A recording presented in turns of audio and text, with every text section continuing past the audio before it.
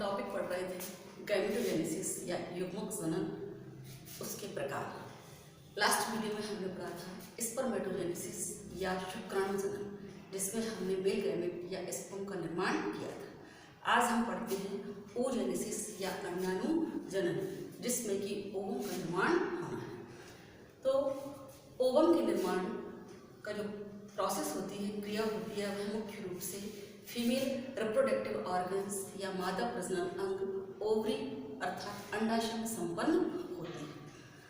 मनुष्य में एक जोड़ी जो फीमेल रहती है, उसमें दाएं और बाएं ओवरी पाई जाती है एक एक संख्या में, और उसी ओवरी में यह ओजेनेसिस या अंडाणु जनन की क्रिया होती है।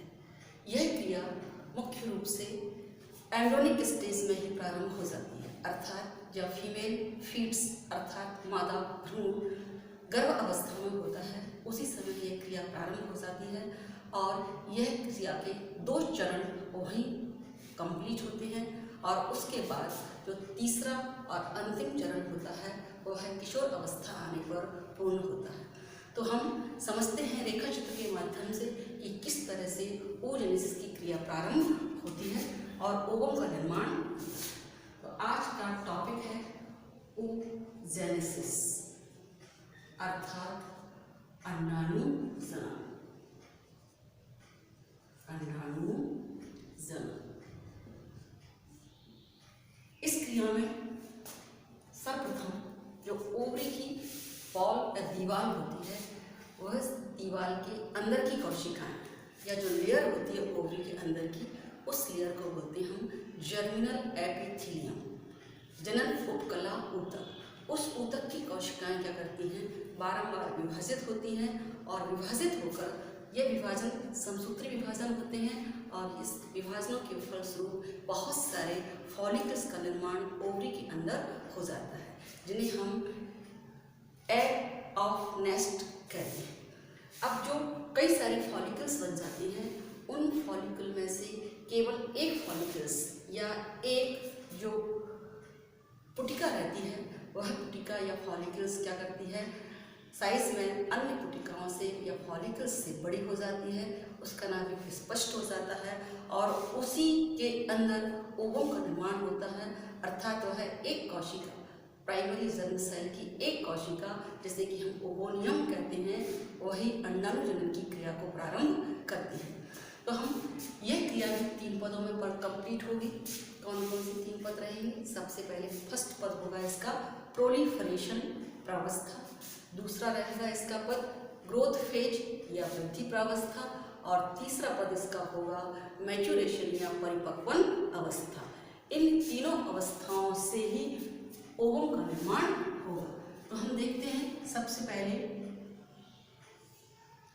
ओवरी के अंदर जो जर्मिनल एपिथेलियम है, उसकी कोशिकाओं में से क्या होगी, हमने एक कोशिका ली है जिसे हम बोलते हैं प्राइमरी जर्म सेल, अर्थात प्राथमिक जनन कोशिका। इस प्राथमिक जनन कोशिका में जो कि कैसी होती है, 2x या द्विगुणित होती है, इसी कोशिका में समसूत्री विभाजन होता है। कौन सी विभाजन होंगे इसमें? समसूत्री विभाजन, माइटोटिक डिवीजन। और इन विभाजनों के फलस्वरूप क्या बोल रहे हैं हम, बहुत सारी डिप्लॉइड फॉलिकल्स का निर्माण हो जाता है, और जो फॉलिकल्स बन जाती हैं, उन फॉलिकल्स में से ही एक फॉलिकल्स क्या करती है, वृद्धि करती है, और उस बड़ी हुई या वृद्धि करने वाली फॉलिकल्स को हम प्राइमरी ओवोनियम सेल कहते हैं। समसूत्री विभाजन के फलस्वरूप क्या बन जाती है, बहुत सारी कोशिकाएं बनती हैं इस तरह से, और इनमें से एक कोशिका क्या कहलाएगी, जो कि साइज में क्या हो जाएगी, थोड़ी वृद्धि करके विकसित हो जाएगी, और बाकी की फॉलिकल्स उसके चारों ओर एक आवरण बना लेती हैं। तो इस फॉलिकल्स को जो वृद्धि कर लेती है, उस फॉलिकल्स को हम बोलते हैं प्राइमरी ओगोनियम। ओगोनियम क्यों लिख रहे हैं? क्योंकि बहुत सारी बनी हुई ओगोनिया में से एक कोशिका ने क्या की है? वृद्धि की है, और शेष कोशिकाएं इसके चारों ओर जमा होकर लेयर बना लेती हैं, और वो कोशिका कहलाती है प्राइमरी ओगोनियम सेल। ये कोशिका भी कैसी रहती है? 2x या डिप्लॉइड होती है। तो ये वाली कोशिका या ये विभाजन पूरा यहाँ तक का जहाँ पर कि प्राइमरी ओगोनियम का निर्माण होता है वह कहलाता है कौन सा? प्रोलीफेरेशन, या इसे हम गुणन प्रावस्था भी कह सकते हैं। प्रोलीफेरेशन फेज, पहली प्रावस्था, जिससे प्राइमरी ओगोनियम का निर्माण हो चुका है। अब इस प्राइमरी ओगोनियम में क्या चेंज आते हैं कि यह अपने अंदर भोजन को संचित कर लेती है, और भोजन को संचित करके अपने आकार को बढ़ा लेती है, और आकार को बढ़ाने के पश्चात यह अर्धसूत्री विभाजन के लिए तैयार हो जाती है, और इस कोशिका को हम बोलते हैं, अब ये कहलाती है प्राइमरी ओगोनियम चेंज इनटू, किसमें बदल गई है? Primary oocyte cell. क्या कहलाने लगी? Primary oocyte cell. और चूंकि इसमें इसने अपने साइज को बढ़ा लिया है, वृद्धि कर ली है, और परिपक्व होने के लिए तैयार हो चुकी है, और इस फेज को हम बोलते हैं ग्रोथ फेज, या इसको क्या बोलेंगे हम? वृद्धि प्रावस्था। तो पहली प्रोलिफरेशन फेज और दूसरी ग्रोथ फेज, ये दोनों अवस्थाएं कब प्रारंभ हो जाती हैं? ओटी में भी पूछा जाता है, गर्भ अवस्था में। जब फीमेल फीट्स 6 माह का होता है उस समय ये दोनों क्रियाएं गर्भ अवस्था में ही, अर्थात भ्रूण में ही प्रारंभ हो जाती हैं, और बहुत सारी क्या बना लेती हैं? ये ओगोनियम बना लेती हैं, और ओगोनियम से oocyte सेल बन जाती है। अब जो oocyte सेल बनती है, इसमें नेक्स्ट क्या होता है? अर्धसूत्री विभाजन होता है, क्योंकि ये भी कैसी रहती है? 2x, और गैमेट कैसा रहता है? OX। अब इसमें अर्धसूत्री विभाजन हुआ, इसकी तीसरी स्टेज प्रारंभ हो रही है। तीसरी स्टेज कौन सी है इसकी? ये कहलाती है मैच्यूरेशन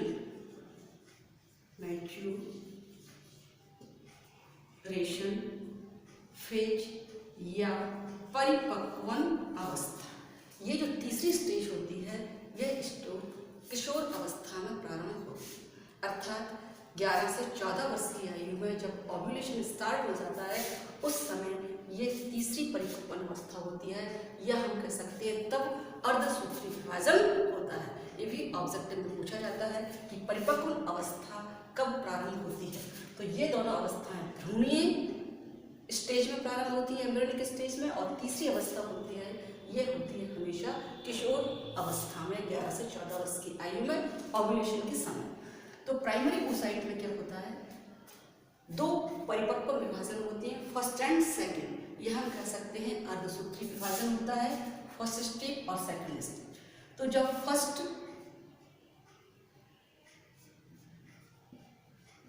कौन सा डिवीजन होगा? मियोटिक, फर्स्ट मियोटिक डिवीजन होता है, या फर्स्ट मैच्यूरेशन कह सकते हैं इसको। इससे 2 कोशिकाएं बनती हैं। यह विभाजन असमान होता है, अनइक्वल साइज की 2 कोशिकाएं बनती हैं। किस तरह से बनती हैं?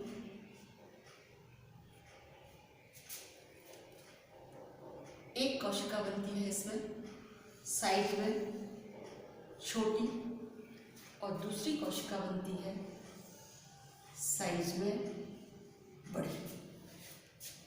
चूंकि यह मियोटिक डिवीजन है, अतः क्रोमोसोम का नंबर क्या हो जाता है? दोनों कोशिकाओं में 2x से x, क्रोमोसोम नंबर आधा हो जाता है। और अब हम इस कोशिका को कहने लगते हैं, पहले प्राइमरी oocyte थी, अब कहलाने लगेगी ये सेकेंडरी। द्वितीयक oocyte, द्वितीयक oocyte कोशिका। बड़ी वाली और छोटी जो साइज में बनी है उसको हम बोलते हैं पोलर बॉडी। कौन सी? फर्स्ट पोलर बॉडी, ध्रुवीय कोशिका। इस तरह से अब फर्स्ट म्यूटिक के बाद सेकंड म्यूटिक जो डिवीजन होता है, द्वितीय स्टेप अर्धसूत्री विभाजन की या द्वितीय परिपक्व अवस्था, जब ओव्यूलेशन होना होता है तब होता है, और उस समय इसमें विभाजन होता है सेकेंडरी oocyte में, और इससे भी दो असमान आकार की कोशिकाएं निर्मित होती हैं। एक कोशिका साइज में बड़ी होती है जिसे हम ओवम कहते हैं, या एग, अंडाणु बोलते हैं। और दूसरी जो कोशिका होती है वो साइज में छोटी होती है और इसको हम बोलते हैं सेकंड पोलर बॉडी, द्वितीय ध्रुवीय का। अब कभी कभी इस सेकंड पोलर बॉडी में भी क्या हो जाता है, विभाजन हो जाता है समसूत्री, और इससे क्या हो जाता है, दो कोशिकाएं निर्मित हो जाती हैं। ये भी दोनों क्या कहलाती हैं, पोलर बॉडी, ध्रुवीय कोशिका। इस तरह से क्रिया हमने कौन सी पढ़ी थी, oogenesis या अंडाणुजनन की क्रिया को प्रारंभ किया था। तो यहाँ पर क्या प्राप्त हुआ, ओवम प्राप्त हुआ, और 1, 2 और 3 क्या बन चुकी, एक पोलर बॉडी, 2 पोलर बॉडी और 3 पोलर बॉडी। 3 पोलर बॉडी और 1 ओवम प्राप्त होता है। यह क्रिया कहलाएगी oogenesis या अंडाणुजनन की क्रिया। तो या तो स्पर्मेटोजेनेसिस शुक्राणुजनन या oogenesis अंडाणुजनन, दोनों में से कोई सी एक क्रिया पूछी जाती है, या केवल इनका रेखा चित्र पूछा जाता है इस तरह से। और अगला क्वेश्चन जो होता है वो पूछा जाता है स्पर्मेटोजेनेसिस और oogenesis में अंतर, जो हम अभी डिस्कस करेंगे। एक बार इसको हम पुनः रिपीट करते हैं कि किस तरह से हम इसको लिख के आ जाएंगे। अंडाणुजनन, यह क्रिया अंडाणु के निर्माण की क्रिया को हम अंडाणुजनन कहते हैं। यह क्रिया फीमेल रिप्रोडक्टिव पार्ट अर्थात ओवरी के अंदर संपन्न होती है। इस क्रिया के दौरान जो ओवरी की आंतरिक भित्ति होती है, जैसे कि हम जर्मिनल एपिथेलियम कहते हैं, उसकी कोशिकाओं में बार बार समसूत्री विभाजन होते हैं और कई सारी कोशिकाएं निर्मित हो जाती हैं। इन कोशिकाओं के ग्रुप को हम क्या बोलते हैं, नेस्ट ऑफ फॉलिकल बोलते हैं। और उनमें से एक कोशिका क्या हो जाती है, अन्य कोशिकाओं की तुलना में बड़ी हो जाती है, और शेष कोशिकाएं उसके चारों ओर क्या कर लेती हैं, अरेंज हो जाती हैं। और इस बढ़ी हुई कोशिका को हम बोलते हैं प्राइमरी ओवोनियम सेल। और इसी कोशिका में विभाजन, अर्धसूत्री विभाजन के फलस्वरूप क्या होता है, ओवम का निर्माण होता है। तो यह क्रिया कहलाएगी प्रोलिफरेशन फेज, जिसमें कि प्राइमरी ओवोनियम का निर्माण हो जाता है, यह द्विगुणित होती है। अब सेकंड फेज कौन सी लिखेंगे आप, ग्रोथ फेज। इस वृद्धि प्रावस्था में क्या होता है, प्राइमरी ओवोनियम सेल अपने अंदर भोजन को संचित कर लेती है और अपने आकार को बढ़ा लेती है। इसका नाभिक और नाभिका मतलब न्यूक्लियस एंड न्यूक्लियोलस केंद्रिका दोनों स्पष्ट हो जाते हैं। साइटोप्लाज्म अधिक मात्रा में हो जाता है और इसको हम बोलते हैं प्राइमरी oocyte सेल। यह भी द्विगुणित होती है। तो प्रोलिफरेशन फेज और ग्रोथ फेज, ये दोनों ही अवस्थाएं हमेशा कहाँ पर होती हैं, एम्ब्रियोनिक स्टेज में या भ्रूणीय अवस्था में होती हैं। अर्थात जब फीमेल फीट्स कहाँ पर रहता है, माँ के गर्भ में रहता है, वहीं पर ये क्रियाएं प्रारंभ हो जाती हैं और ये प्राइमरी oocyte निर्मित हो जाती है। तीसरी स्टेज आती है oogenesis की, जिसे हम मैच्योरेशन या परिपक्व अवस्था कहते हैं। ये हमेशा किशोर अवस्था में अर्थात 11 से 13 वर्ष की आयु में प्रारंभ होती है। जब ओव्यूलेशन या अंडोत्सर्ग प्रारंभ होता है तब ये क्रिया होती है। और इस क्रिया में मुख्य रूप से प्राइमरी oocyte सेल में फर्स्ट मेयोटिक डिवीजन होता है या प्रथम परिपक्व विभाजन होता है, जिससे दो असमान आकार की कोशिकाएं निर्मित होती हैं। इनमें से बड़ी कोशिका सेकेंडरी oocyte सेल कहलाती है और छोटी कोशिका पोलर बॉडी कहलाती है। इन दोनों में क्रोमोसोम की संख्या आधी हो जाती है, अर्थात ये X होती है। अब इसमें सेकेंडरी oocyte में कौन सा डिवीजन होता है? सेकेंड परिपक्व विभाजन, सेकेंड मेयोटिक कहेंगे आप, चाहे इसको आप क्या बोल सकते हैं, सेकेंड मैचुरेशन या परिपक्व विभाजन। और इसके द्वारा भी क्या होता है, दो असमान आकार की कोशिकाएं निर्मित होती हैं। एक बड़ी कोशिका गोलाकार बनती है जिसे हम ओवम कहते हैं, और दूसरी कोशिका कहलाती है पोलर बॉडी या ध्रुवीय काय, सेकेंड पोलर बॉडी। यह भी विभाजित होकर दो अन्य ध्रुवीय कोशिकाओं को निर्मित करती है। इस तरह से अंडाणुजनन में एक ओवम और 3 ध्रुवीय कोशिकाओं का निर्माण होता है। अब हम नेक्स्ट क्वेश्चन इसका पढ़ेंगे। आपने स्पर्मेटोजेनेसिस भी पढ़ लिया पूरा रेखा चित्र सहित, और क्या पढ़ लिया, oogenesis भी पढ़ लिया। अंडाणुजनन और शुक्राणुजनन पे क्या पढ़ लिया, दोनों में डिस्क्रिप्शन पढ़ लिया पूरा। तो हम क्या कर सकते हैं, इनका डिफरेंस या अंतर। अब मैं इसको, ये आपको स्पर्मेटोजेनेसिस आपके माइंड में होगा और oogenesis क्रिया आपको सामने दिखाई दे रही है। तो दोनों में डिफरेंस किस तरह से करेंगे। स्पर्मेटोजेनेसिस और किस में अंतर कर रहे हैं हम, oogenesis। ये सीधा 4 या 5 नंबर का प्रश्न होता है। यदि ये नहीं आता तो इन दोनों में अंतर पूछ लेते हैं। अंतर पूछने से दोनों की नॉलेज मालूम चल जाती है। तो हम 5 अंतर, तो इसको याद करने की आवश्यकता नहीं है। जब अपने को स्पर्मेटोजेनेसिस पूरा समझ में आया और oogenesis आया, तो हम इसके डिफरेंस भी अपने आप ही कर सकते हैं। और यदि इसमें स्पर्मेटोजेनेसिस और oogenesis में क्या आ जाए, तुलना आ जाए।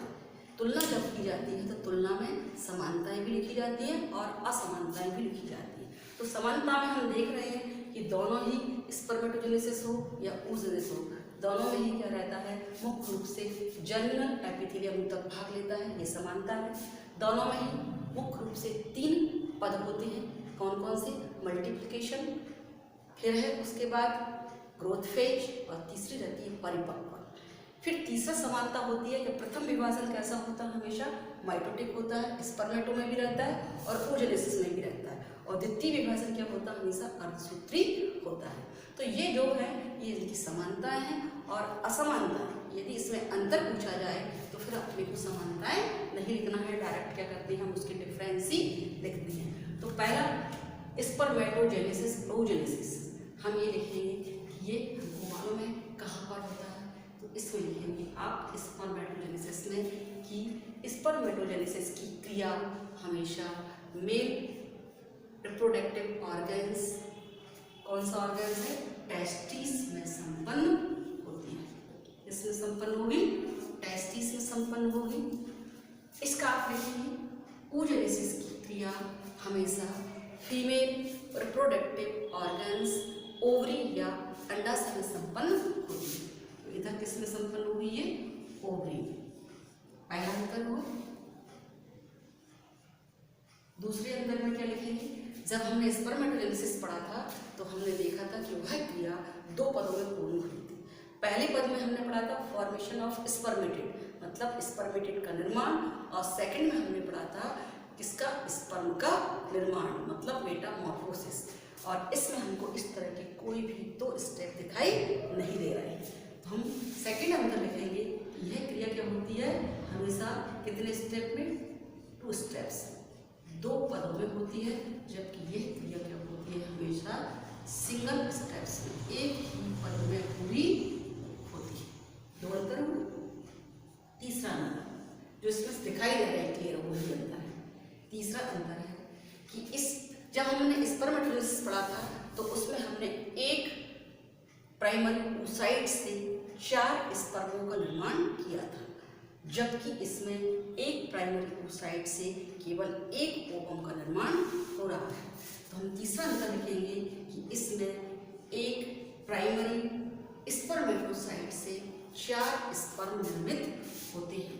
जब आप नोट्स बनाएंगे तो इन सबको जो मैं बोल रही हूँ वो लिख लेंगे। इसमें क्या लिखोगे? एक प्राइमरी oocyte सेल से केवल एक सिंगल ओवम निर्मित होता है, एक ही ओवम। चौथा, स्पर्म का निर्माण क्या होता है, किसके द्वारा? तो कौन सी क्रिया थी? इसमें मेटामॉर्फोसिस कायांतरण की क्रिया प्रेजेंट पाई जाती है। और इसमें क्या लिखेंगे? यह क्रिया नहीं होती है, एब्सेंट। फिर अंतर लिख सकते हैं आप,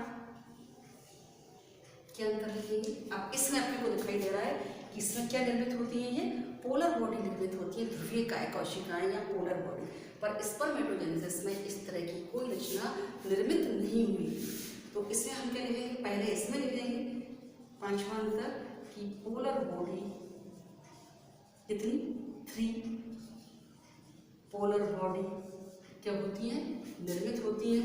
और इसमें लिखेंगे कोई पोलर बॉडी नहीं बनती, पोलर बॉडी क्या होगी? निर्मित नहीं होगी, नॉट। फिर छठवां अंतर आप लिख सकते हो इसी में, क्या लिख सकते हैं कि जो स्पर्म बनी थी वो स्पर्म कैसे थे? स्मॉल इन साइज, छोटे थे, कॉनिकल शंकु के आकार के थे, और सबसे विशेष बात थी मोटाइल। मोटाइल मतलब चलनशील थे। और इसमें इसका अपोजिट हम क्या लिख सकते हैं कि ओवम कैसा होता है? लार्ज इन साइज, बड़ा होता है, साइज में बड़ा है। कैसा होता है? राउंडेड, गोलाकार होता है। और सबसे विशेष बात क्या है कि कैसा होता है? नॉन मोटाइल, अचलनशील होता है। तो इस तरह से हम क्या कर सकते हैं? स्पर्मेटोजेनेसिस और oogenesis में जो मेन डिफरेंस हैं वो लिख सकते हैं। वैसे तो और भी अधिक इसके डिफरेंस हैं, पर आपको 4 या 5 नंबर में टू दी पॉइंट डिफरेंस दिखाई दे रहे हैं, वही डिफरेंस आपको लिख के आना है। तो इस तरह से हमने क्या टॉपिक कंप्लीट किया है इसमें? oogenesis, स्पर्मेटोजेनेसिस वीडियोस में, और oogenesis और स्पर्मेटोजेनेसिस में डिफरेंस तैयार किया है। एक और इसमें नेक्स्ट वीडियो में देखेंगे, इंपॉर्टेंट क्वेश्चन आता है स्पर्म की रचना या ओवम की रचना। या तो इनके केवल नामांकित चित्र आएंगे या फिर इनका चित्र सहित वर्णन आता है स्पर्म और ओवम का, जो हम नेक्स्ट वीडियो में पढ़ेंगे। Thank you.